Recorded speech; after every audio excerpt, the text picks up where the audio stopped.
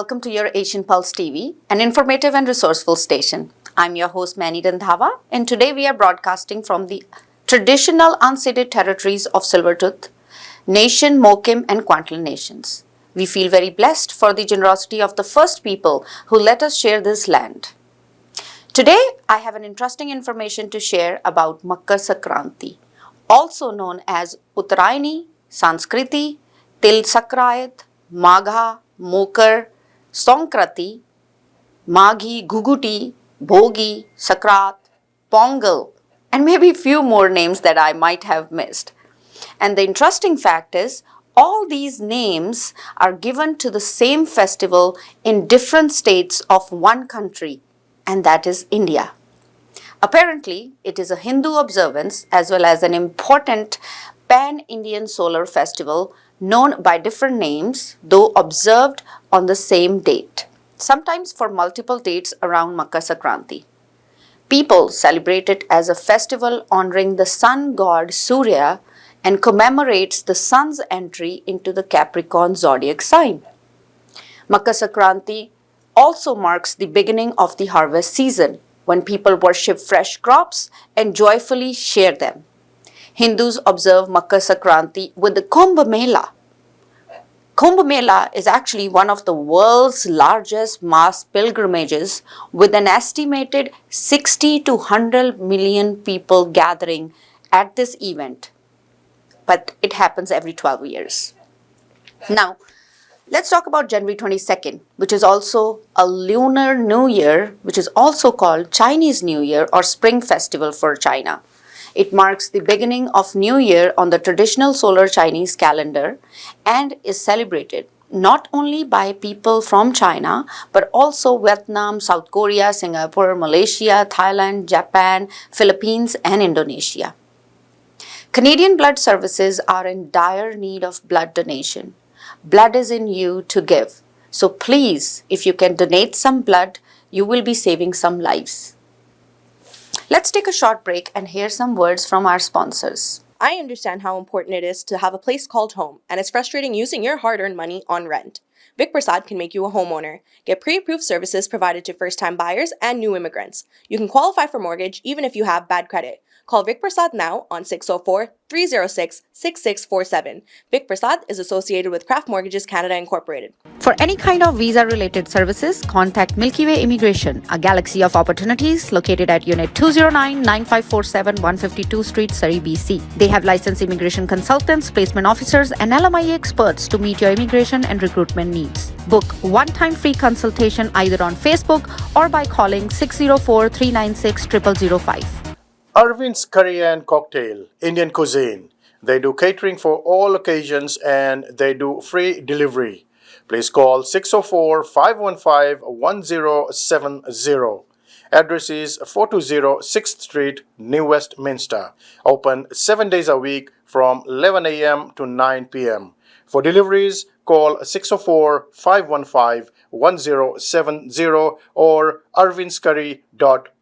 Bollywood Banquet Hall and Conference Center, located at Pile Business Center at 201-8166 128th Street in Surrey. No celebration is too small to accommodate you. They have newly renovated 2 halls to serve you, up to 1,000 guest capacity, top-notch chefs to delight you with delectable and heavenly cuisine. So just call Bollywood Banquet Hall at 604-598-2700 for your events. Benisi Mobile Detailing Services. They offer commercial trucks, cars, SUV, boats, bikes, RVs, and much more. Just give them a call at 778-808-2859. Just give them a call at 778-808-2859 and they will do all kind of services at your home. Thank you, sponsors. Our guest today is Dr. Bobby Nijjar, registered dietitian, who is here to talk about food, anti-aging, and losing weight. He will guide us on what foods to avoid and what exercises to follow. Let's have a look. So hello and welcome to Asian Pulse. This is the second show of this year. Happy New Year to all of you.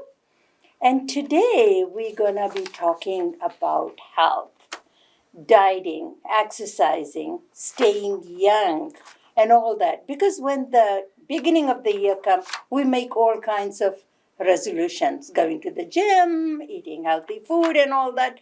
So, for that reason, I have invited Dr. Bobby Nijur. He's a dietitian, registered dietitian.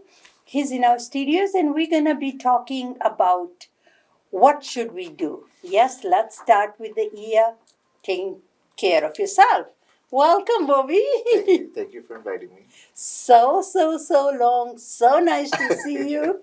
And the people that have watched Asian Pulse long time, 10 years or 12 years before, Bobby used to be a regular on this Asian Pulse. So anyhow, how have you been? Really good. Great. And Happy New Year to you too. Yes. So you settled down in Surrey now. Yes, that's right. So we'll have easy access to you. Yes. Because we lost you when you moved to doing schooling somewhere in USA. Right. So, Bobby, we make a resolution at the beginning of the year to be well, healthy. Nobody want to age, Yes. stay slim.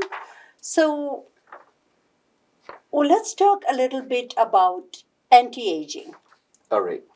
So that's one of the major questions that I get in terms of what kind of food should I eat? What kind of exercise should I do? What kind of other things should I do to keep myself young? And most people know that, good sleep, 8 hours at least, and then all that is good. But what people don't know is that stress is a major cause of aging. And the reason for that is because stress is a system that was designed to protect us way back in the day, thousands and thousands of years ago, when we used to not have farming. So people used to hunt animals or fish or collect berries and other plants and herbs and those types of things.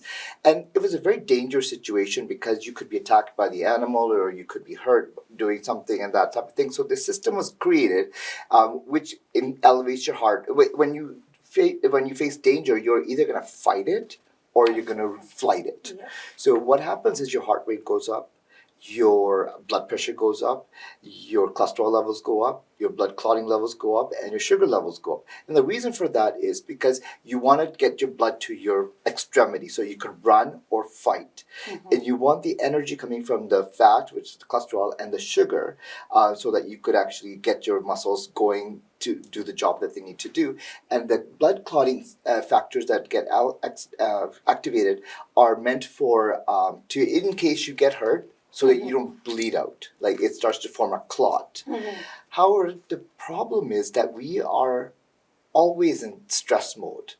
It's not the same kind of stress, but it's different stress. But the body does not know whether it's perceived in your head or if it's really a threat. So it continually activates that system. And so it's chronic. It goes on, and things that bring out this kind of stress could be like financial stress. It could be, you have perhaps work deadlines, and you have other things that you need to take care of, and you may be abusing your body with drugs and alcohol and other kinds of things. So that creates that stress. So the system that was designed to protect us is now killing us, because elevated blood sugars lead to diabetes, elevated cholesterol, and blood clotting factors lead to heart disease and strokes and heart attacks and those types of things. And so the system is designed to protect us, but is killing us now because we are causing under stress. What we need to do is manage stress. If you don't want to age and you don't want to have these premature chronic conditions, that's the best way to do it. And things that are like, everybody has problems, everybody has stress, but turn the problems into projects. Like, do something about them. Don't just sit there and worry about them, because it's not going to go away. But say, for example, you have financial stress. Sit down, think about it. Okay, where's my money? What's my expenses? What can I do? Can I get another job maybe? Talk to your bank. Is there ways that they can support you? But don't just sit there and say, I have no money. And what am I going to do? How am I going to pay this bill? Because that stress level is killing you. And it's making you age, because your depression sets in, you're not sleeping well, and all those factors just come together, and there you go. And the last part I must add is that elevated blood sugars actually denature the most common protein that we have on our skin is collagen. So what happens is when sugar binds to it, it denatures it, so it's no longer functioning. And so that causes the sagginess and the wrinkles and all those kind of things. So no wonder you don't have no wrinkles after 12 years I've seen. So all those diseases that you mentioned, cholesterol, high cholesterol, diabetes, everything's so common in our South Asian community because of stress. because of the And stress. there's other factors, Yeah. but stress is one of the ones that we can manage. So to stay healthy, what do we do to lose weight? I think the weight too, stress is one. Maybe when you are overweight, you don't feel good about yourself. You don't want to go for work jobs, to the Right. gym and all that. And weight loss is also a big factor in there. For the beginning of the year, we go to Yeah. gym every day. Yeah. Buy the membership for the gym. Yeah. I'm going to walk 2,000, 5,000 steps every day. Right. But then again, slowly, is the expectation too high for us? Right. Did we set up an expectation that high, that is very hard, and then you get tired? Right. That is precisely the case because, first of all, weight loss is very difficult. It's not easy. And as you age. Yeah, it becomes even harder because naturally your muscles start to decrease because you move less, Yeah. and you become more sedentary, and so therefore you get more, you have higher levels of fat. So, for example, one of the things when we talk about weight loss is it's not just a measurement of how much you weigh, but it's also the change in your circumferences. So your neck circumference, your biceps, your chest, your waist, like you should be shrinking. Like that's more important than the weight itself, because when you start to gain muscle, which we'll talk about later, is that you will become heavier, but you will become skinnier because you're more sturdy now. So, for example, 1 pound of, normally they say lose 1 to 2 pounds per week. Now, 1 pound of fat is 3,500 calories. So if you divide that over 7 days, that's 500 calories every single day that you have to create a deficit. And by doing that, you will lose about 1 to 2 pounds per week. Now, 500, we'll talk about this in a second as well, but 500 calorie deficit is very difficult to do. And it's not 1 day or two, it's every day. Yeah, when you are on 1,600 diet calories, Right. and then you take that 500 out, what are you eating? Just Yeah. apple and black tea, maybe all day? Yeah. So the way, it's a very simple way to know how many calories to eat. Okay. So you take your weight in kilos and you multiply it by 20. So if you're 80 kilograms times by 20, that's 1,600 calories. That already includes the 500 deficit. So 1,600 calories is not a lot. If you divide that over 3 meals, that's 500 calories per meal. Yeah. Or maybe 400 and a few snacks in between. So that's that. Method of knowing how many calories to eat, because I get questions all the time to say, I read the label, but what does that label mean to me? Because how many calories should I be consuming? So like I mentioned, take your weight in kilograms, multiply by 20. Simple. If you're 80 kilograms, I'm using 80 because most people that are trying to lose weight are around that 175 pound range. So 80 times 20 is 1,600 calories. Is it for both men and women? Yes. And does it change with the age? Because sometimes eating that much calorie when you are 25 or 35, and maybe when you are 60 or 65, then... Yeah, you still use the same factors because you will weigh less anyways. Most of the people that want to lose weight are in the middle ages, like say, I don't know, like say 30, especially the younger ones in the 20s, perhaps some females who are getting married or whatever, Yeah. they want to look good for their wedding day, or fit into the dresses and all that stuff. So they are one group. And then there's a group between 30 and say 50. There's that group that after that, it's less common for people to, they're like, I'm going to enjoy my life now. I'm going to have a glass of wine every day. Yeah.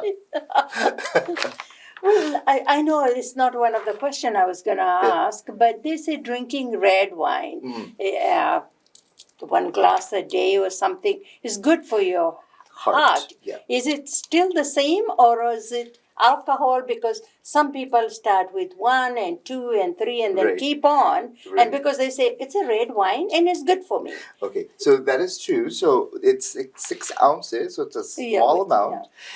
It does have this particular chemical, and we're going to talk about a study that I'm working on in terms of the genetics, how it affects your genes. And there are some evidence that shows that particular component in the red wine increases your genetic system that creates enzymes to reduce your risk of heart disease by reducing cholesterol and homocysteine and all those kinds of things that are factors in heart disease.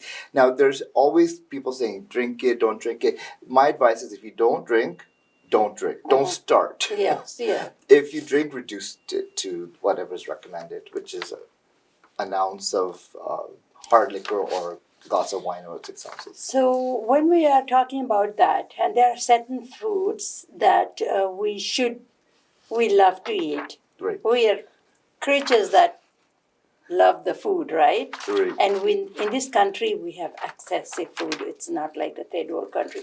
You can eat whatever you want. Right. So what kind of food should we avoid? Okay, so before I go answer that question, let me say that everybody knows what to eat. Like they know they should eat less fatty food. They know they should eat less red meat. They know they should eat more fruits and vegetables. So I'm not going to talk about that. Yeah. What I'm going to talk about is there are certain foods that if they melt in your mouth, that's an indication that Chocolate. chocolate, ice cream, Yeah. white bread, Yeah. cakes, pastries, anything that melts in your mouth means that is entering your bloodstream just as fast. So what happens is your blood sugars spike. And your body's not an on-off system, right? Like you can't say, oh, it's too high, let's do it. It gradually brings it down. But if it's constantly happening like that, you're getting high blood sugars throughout the day. Like I mentioned, that's a major cause of the aging process. So I think everybody, whether you have diabetes or not, should be monitoring their blood sugars to see what's happening with them. And there's so many gadgets out there. There's watches you could wear, then you can download the information to your computer, which prints a nice graph to show how your blood sugars are going and when they're spiking, which gives you an idea to say, okay, my blood sugars get so low here, but they're so high here. What did I eat that day to make it so high? So try changing your diet that way. It's sort of there's two types of patients, or two types of people. There's people with the external locus of control, and then there's people that are internal locus of control. Internal people, they want to learn, they want to do things by themselves. And so for them, putting that watch on and just monitoring, they will figure out to say, oh, you know what, I had that piece of cake, or I had that white bread sandwich, or, and that's why the blood sugars went so high. Others are more like, well, you do it, external locus of control. They don't want to take control of their health. So that's a little bit of a problem too, because there's shortage of every health profession, and so people need to take a little bit of onus on themselves to figure out what's going on in terms of that. And so my recommendation is, number one, don't eat things that are white or anything that melts in your mouth, and then check your blood sugars. Buy that gadget, and it gives you wonderful data every day. It's like usually every 5 seconds it measures your blood sugar, so you get this graph. It's beautiful. Going all day. Yeah. And any time after. So what kind of food then, if you said don't eat anything white, Or anything that melts in your mouth. melts in your mouth yeah. and white. Yeah. So what should we be eating then? Instead of buying a white bread, and I'm used to eating bread, I love bread. You're right. Yeah, and everybody does, that's the whole issue. and then okay, we don't buy white. What do we do? Okay, so there's so many other kinds of breads. If you go to the supermarket, there's a whole grain, there's multi-grain, there's sprouted bread, there's all sorts of things. And you can do a test at home to say, okay, I'm going to buy this white bread, I'm going to put it in my mouth for a minute or two to see what happens, how much it melts. Then you could try the brown bread, because, sometimes the brown bread is not wheat, it's just colored brown, or it's not bleached, right? So it's almost the same thing. It's the other ones, the multi-grain, where you see the actual the seeds grain, and all that, yeah. flax seeds and other seeds, and then the sprouted ones, they have the sprouts and all that, the beans in there, and then when you put those in your mouth, they are not going to melt. Yeah, you have to chew them. Yeah. And what other foods we should be more focusing? And I know we always tell about eat lots of vegetables and fruits and all that, and protein and not so much. So when we're eating, we still like to eat. What kind of some simple exercises maybe? We have to move. Yes. We are human. We have to move around. Yeah. We cannot be just sitting and not moving. So we have to move. What kind of exercise can we do? not everybody can be jumping or going a half an hour on treadmill. Right. So this is a very a common issue because people say I'm on the treadmill so much and I'm not losing any weight. Yeah. So any activity you do has a metabolic equivalent. So that find that you can find it on the internet or wherever. So and you just multiply that factor by your weight in kilos. So for example, if you do fast walking for 1 hour, the fast walking metabolic equivalent factor is 3. So you multiply 3, and we'll use the same example of someone who's 80 kilograms. So you multiply that by 3, and that's 240 calories. So if you walk fast for an hour, you will only burn 240 calories. Yeah. So if you did that every day, you might lose pound here, but then you eat so much after that. So it has to go hand in hand, the diet and the exercise. For example, if you do jogging, it's the metabolic equivalent for that is 7. So if you're 80 kilos, you multiply that by 7, which is 560 calories. So you got to jog for 1 hour straight to burn 560 calories. So that, as I mentioned to you, so that would mean that you're creating a 500 calorie deficit right there. So if you could, and you could do the combination, you decrease your food intake and increase your exercise sort of, but every day has to be a deficit of 500 calories in some way, shape or form. But most people can't jog for an hour. No. Right? So if you jog part of the way and then you walk half the way or whatever it is, then you just take the average between the two, between 3 and 7. So that would be 5, and 5 times your weight in kilograms. So in this case, it's 80 kgs. That means 400 calories you burn every day. But the thing is, you got to do it every day, and you have to do it for an hour. Okay. So people do it. Like they go to the treadmill, they run for, one walk for 20 minutes, and they say nothing's happening. Well, nothing's going to happen because it's too short. Yeah. The last question. Thank you. And the other thing I should say is focus on don't do too much cardiovascular. Focus on strength. Okay. Because strength training, because building muscle is much better in terms of losing weight and increasing your metabolism. And you should only spend 20 minutes in the gym. So pick your big muscles, your arms, your chest and back, legs. So one day you do your arms, you do them to the exhaustion point where you cannot lift anymore. Yeah. So if you do that, 4 or 5 sets, 20 minutes, you're out of the gym. Next day, you do your chest and back for 20 minutes, out of the gym. Legs and your calves the next day, and you're out of the gym, and then you go back to because now they have enough time to recover, you start that over again. So if you do that 20 minutes to the exhaustion point, you will be better off than running or walking for an hour or so.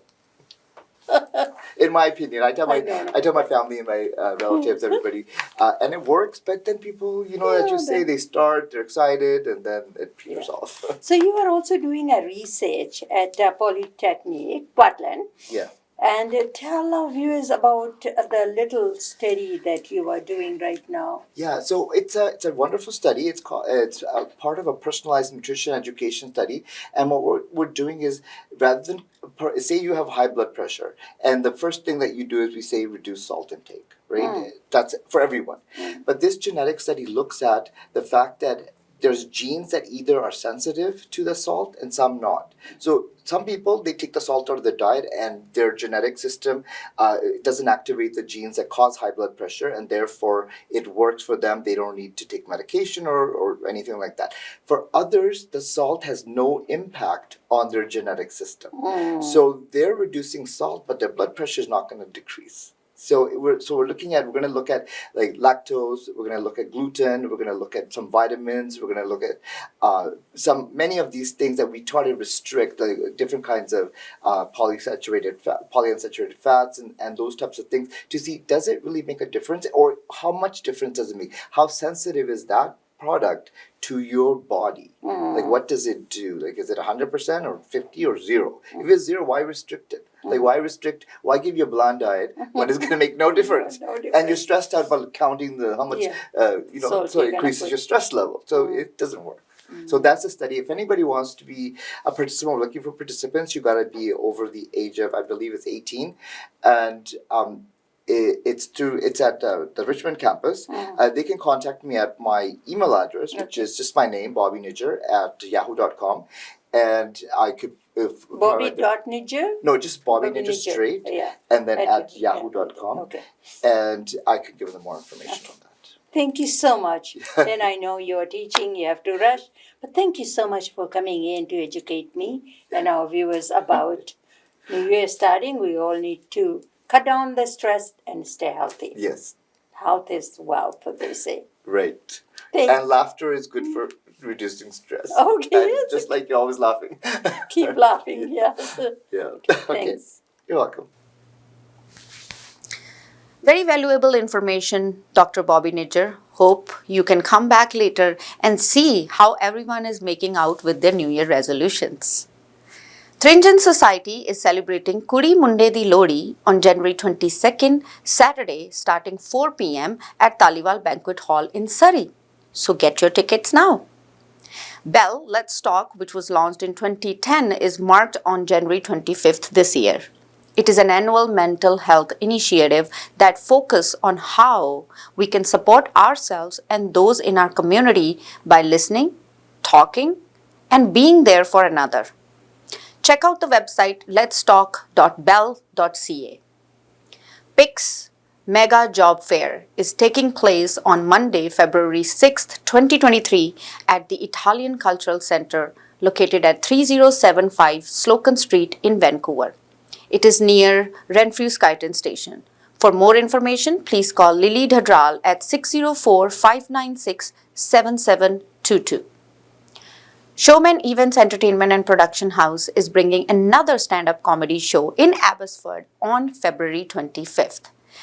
Another festival is being hosted by Showman Events, which is called Holy, and it would be around March 10th. Details will be released soon. Sahas Community Service Society provides a helpline for people who are in crisis and need to talk to someone. They offer critical support, information, and resources for individuals and families in need. Everything is kept confidential, so pick up the phone and dial 604-900-9221. Chicken Chop Soy Food Drive is taking place on Saturday, February 4th from 12 until 4 p.m. at 8474116 A Street, Delta. Cost is only $10, and all these proceeds will go towards helping fund the first ever all-girls soccer team to Fiji in July this year. For more information, please call Ronald at 604-789-8885. If you have missed our show today, you can watch it again tomorrow night at 8:30 and again on Saturday at 5:30 on Shaw Cable. All of our shows are also uploaded on our YouTube channel. Before I leave, I want to leave you with these thoughts. What matters is that we recognize our smallness in the universe and see kindness as the only avenue towards a larger self. A beautiful quote by Gloria Wade Gaze. With that, happy Makar Sankranti, happy Lunar New Year to all of you from our family at Asian Pulse to yours. With that, have a wonderful week ahead. I'm your host, Mannie Randhawa. आज मैं बैठी सी थोड़ी देर